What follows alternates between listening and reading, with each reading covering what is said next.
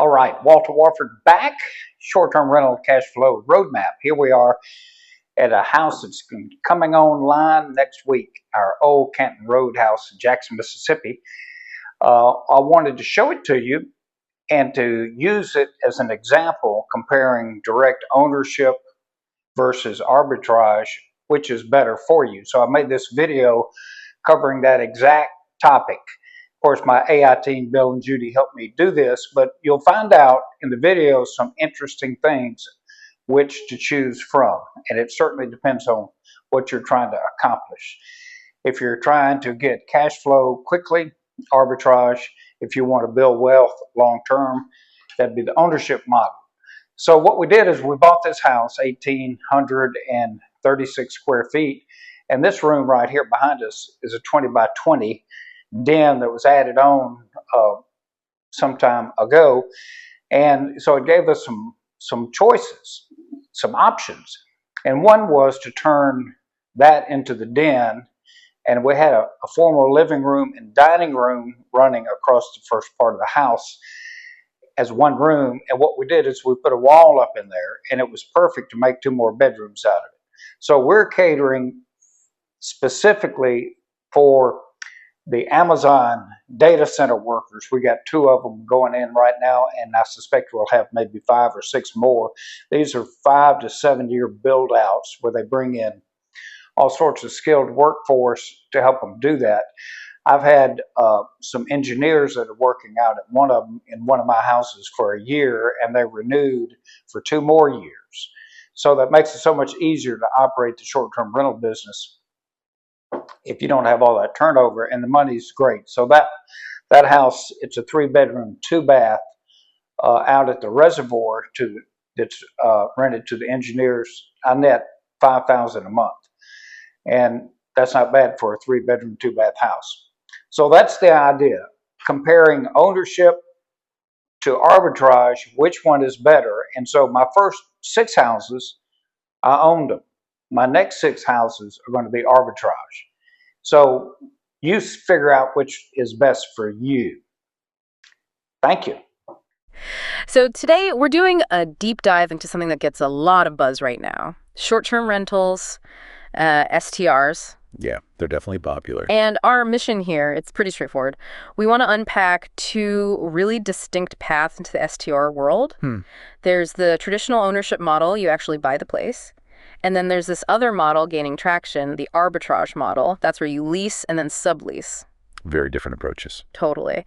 And we're going to break down the money side, the operational stuff, and what each one means strategically. We've got some detailed financial summaries, comparison tables. Good data to work with. Yeah, we'll show you the numbers, but more than that, help you figure out what they actually mean for your potential investment plan.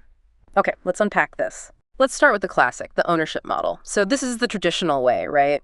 You buy a property specifically to rent it out short term. That's the one. A solid, tangible asset. Okay, so owning, beyond just, buying the house, what's the real strategic advantage there if someone's thinking long-term wealth or even just strong cash flow? That's a really good question. Because the big appeal, I think, with ownership is, well, yes, it takes significant upfront cash, no doubt about that. For sure. But it offers the potential for much better equity growth over the long haul. It's not just about the monthly check. It's really a strategy for building wealth over time. Makes sense. And to make this real, our sources give us a great example. It's an STR property, 5040 Old Canton Road in Jackson, Mississippi. Okay. For this specific place, the projected monthly gross revenue is $5,000. $5,000 a month coming in. Nice top line. Yeah. But then, of course, you've got the expenses, the money going out. That really tells the financial story. Right. And with ownership, you've got those definite fixed costs. What do they look like for this Jackson property? What are those regular payments tied directly to owning it? Okay, so number 1 is the mortgage. Principal and interest P&I. That's $1,100 a month. Okay. Which works out to $13,200 a year. Then property taxes, $225 a month, $2,700 annually. And insurance, $150 a month, so $1,800 a year. Got it. Mortgage, taxes, insurance, the big three for ownership. Exactly. And beyond those, you have the operational fixed costs. Utilities, they budget $500 a month. Wi-Fi, internet, $80. Supplies, maybe $100 a month. Landscaping, $50. Right. You add all those fixed costs of mortgage, taxes, insurance, utilities, etc., and you're looking at $2,205 per month. So over $2,000 a month just in fixed costs. Yep, or $26,460 for the year. It's a significant baseline. Yeah, definitely. But with STRs, there are also costs that change depending on guests, right? The variable expenses. What about those in this ownership example? Absolutely. Yeah. Beyond the fixed stuff, you have those variable costs. Super important for STRs. For this property, that's mainly cleaning services and booking platform fees. Okay. Together, those come out to about $750 a month. It's a $750 variable. Yeah, or $9,000 a year. So when you put it all together, you take your $5,000 gross revenue, subtract the $2,205 fixed costs, subtract the $750 variable cost. What's the bottom line? The net cash flow for this ownership model comes out pretty strong, $2,045 per month. Okay, over $2,000 a month profit. Right, or $24,540 per year. That's definitely healthy. But, going beyond just the numbers, what makes ownership so attractive? What do the sources say is the main draw for investors, especially somewhere like Jackson? Well, the research presents it as, a proven income-producing asset, often in a stable rental market. It generally boasts strong cash flow potential, high occupancy potential, too. What drives that? A lot of it seems to be growing tourism, plus corporate travelers needing places to stay, and, importantly, local regulations that are, let's say, friendly towards STRs. Ah, okay. Local rules matter. Hugely. Plus, often, these are fully furnished, like turnkey operations. Yeah. They might have automated systems for bookings, guest communication, even turnover. And there's usually an option for professional property management if you don't want to handle it yourself. Right. Hands-off potential. Exactly.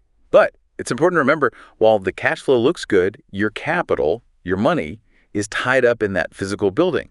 It's not liquid like stocks. Good point. Less flexibility there. And you've got concentration risk. All your investment eggs in one property, one location. That's the trade-off you make for that potential long-term equity buildup. That's a really crucial point about liquidity and concentration risk.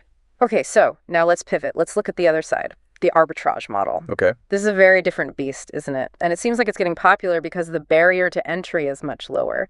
Can you break down the basic difference for us? How do you do STRs without buying? Yeah, you hit the nail on the head there. Instead of buying, you're essentially signing a long-term lease on a property from the owner.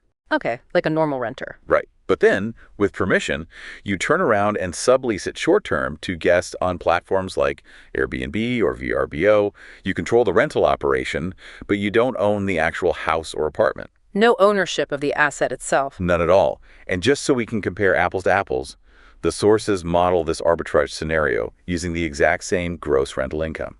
$5,000 a month, $60,000 a year. Okay, same income assumption. That helps isolate the differences in expenses. Exactly. Let's just focus purely on the costs and the resulting profit.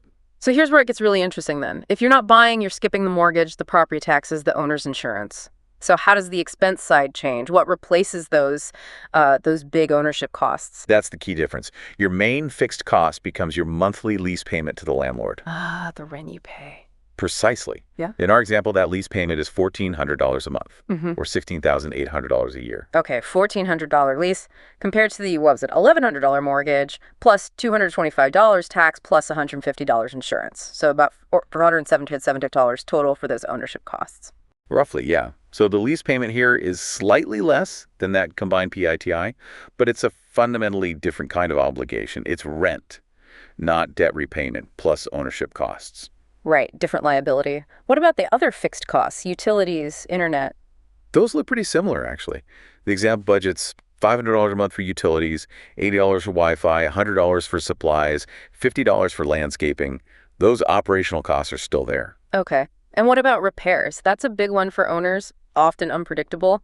How does arbitrage handle that? Are you on the hook? That's a really critical distinction. With arbitrage, major structural repairs the roof, the HVAC system, foundation issues, those are typically the landlord's responsibility, not yours. Ah, okay. That's huge. It is. Now, the sources do show a specific budget line item here. Right. A repairs and maintenance reserve of $200 a month, so $2,400 a year. What's that for? That's set aside for smaller stuff. Minor upkeep, maybe a running toilet, fixing a leaky faucet, things you might handle to keep the STR running smoothly.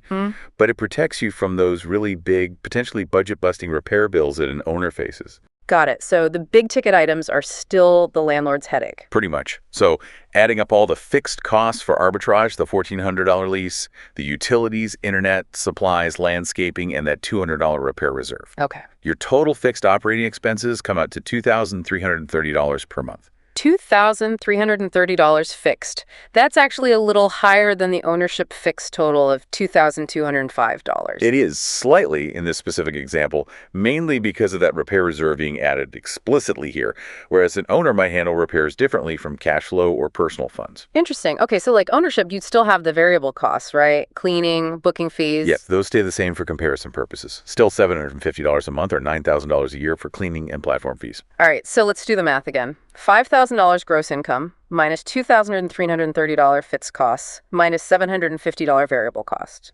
What's the net cash flow for arbitrage? For the arbitrage model, the net cash flow comes out to $1,920 per month. $1,120. Okay, $23,040 per year. That's still a very compelling number, especially like you said, considering you didn't have to buy the property. What do the sources point to as the main advantages here beyond just needing less cash up front? Well, that low upfront capital is definitely the headline. You're talking maybe furnishings, security deposits, first month's rent.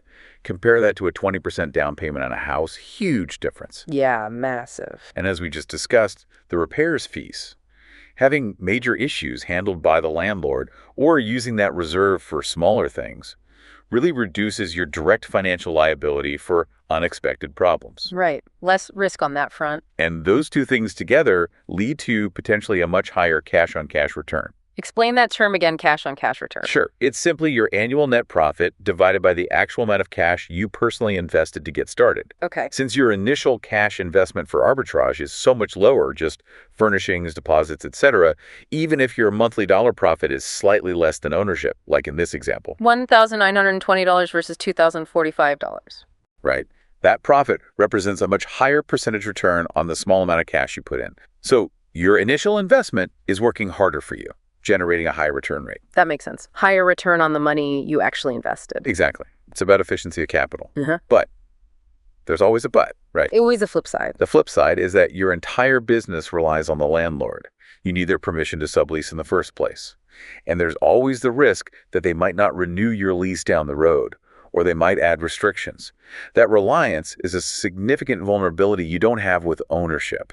That's a really important point about the landlord dependency and the cash-on-cash return metric. That adds nuance beyond just looking at the monthly profit number.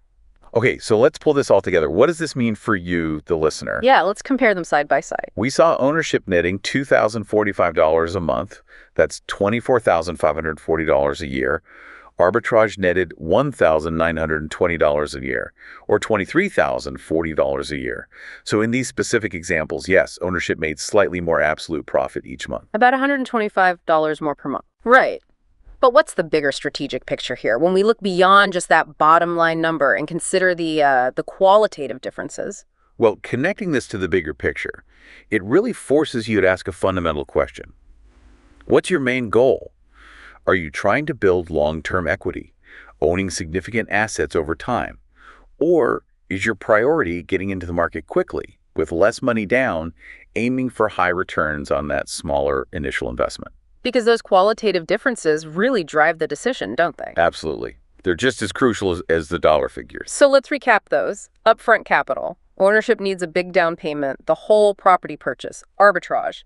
Much lower barrier, just furnishings, deposits. Big difference right there. Then responsibilities. Ownership means you handle property taxes, major repairs fall on you. Arbitrage, repairs are often the landlord's issue or covered by a reserve, and no property taxes for you to pay. Right. You're trading equity potential for fewer ownership headaches. And that leads to the final point. Long-term growth versus quick return. Ownership gives you that potential for appreciation, building equity, a large asset. Arbitrage offers potentially higher cash-on-cash returns on less money invested, more flexibility, maybe faster scaling. So thinking about these options, you really need to align them with your own situation. Do you have the capital for a down payment? Is your main goal long-term appreciation and building wealth through real estate equity? Are you comfortable with less liquidity and that concentration risk? Or are you looking to get into the STR game faster with less initial cash? Maybe you prioritize higher immediate percentage returns on that smaller investment, and you're willing to accept the landlord dependency and the fact that you're not building equity in the property itself. It really crystallizes the choice. Okay, so we've just walked through two very different ways to get involved in the short-term rental market. You've got traditional ownership and you've got the arbitrage model. Both clearly have potential to generate significant income. That much is clear from the example. Definitely potential there. But it's also super clear they require different things from you, different resources, different responsibilities, and they really cater to different investment philosophies and goals. Yeah, and knowledge is great, but it's most valuable when you actually understand it and can apply it. So as you're thinking about these two paths to STR income, ownership versus arbitrage, which one really clicks with your personal tolerance for financial risk? And what's your long-term vision for your investments? You really have to think beyond just that monthly profit number we talked about. Yeah. Consider the trade-offs. Absolutely. What are you optimizing for? Equity, cash flow percentage, speed, simplicity, risk level. So what does this all mean for your next move if you're considering the world of short-term rentals? Which path resonates more with the kind of investor you want to be?